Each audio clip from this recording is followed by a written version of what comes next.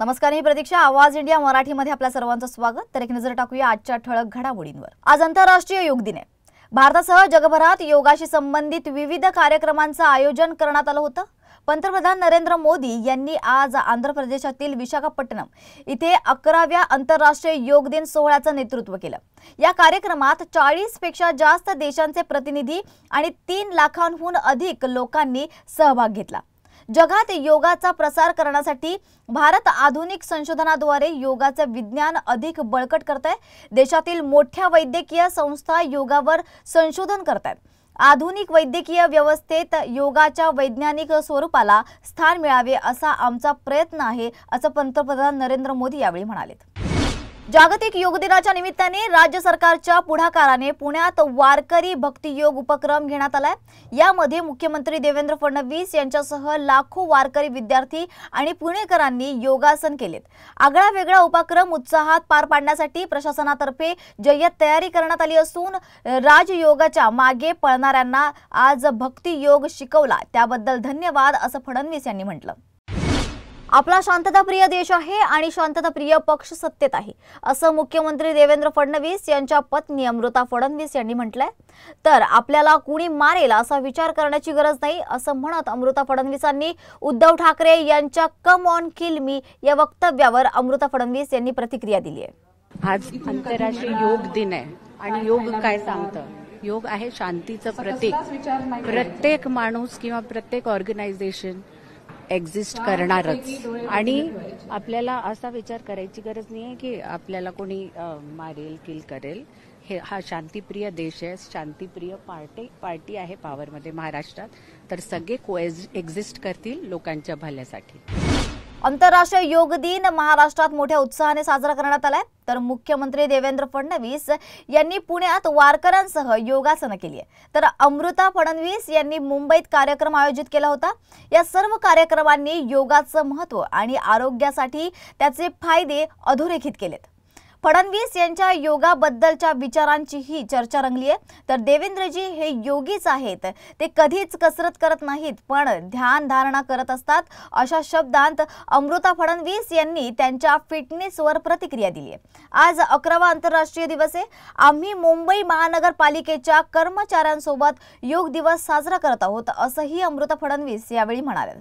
ते योगीच आहेत कारण त्यांनी ध्यान धारणा नक्कीच करतात जेव्हाही वेळ मिळतो.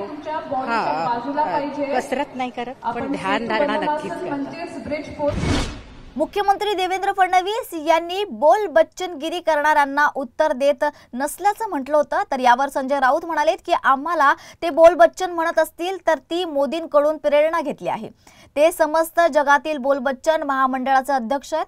जगाच्या बोलबच्चन करणाऱ्यांच्या ज्या काही संघटना आहेत त्यांचे ते अध्यक्ष आहेत. पूर्वी आमचे त्यांच्याशी संबंध होते, त्यामुळे काही गुण असे असतील, असे म्हणत राऊत यांनी पलटवार केलाय. तर मोदी बोलबच्चन असेल तरी ट्रम्प त्यांनी भारत पाक युद्धबंदी आम्ही केली आहे असे 18व्यांदा म्हणूनही त्यांच्या वक्तव्यांवर अजूनही मोदींची दातखिळी बसली असल्याची टीका सुद्धा संजय राऊत यांनी यावेळी केली आहे. राज्य सरकारची मुख्यमंत्री लाडकी बहीण योजना गेम चेंजर ठरली असून कोट्यावधी महिला या योजनेच्या माध्यमातून शासनाशी थेट जोडल्या गेल्यात. तर मुंबईतील या योजनेचा लाभ घेणाऱ्या महिलांना चक्क 0% दराने 1 लाख रुपयांपर्यंत कर्ज उपलब्ध होणार आहे. लाडक्या बहिणींना मुंबई बँक मदतीचा हात देणार असून लाडक्या बहिणींना आता 0% व्याजदराने कर्ज पुरवठा केला जाणार आहे.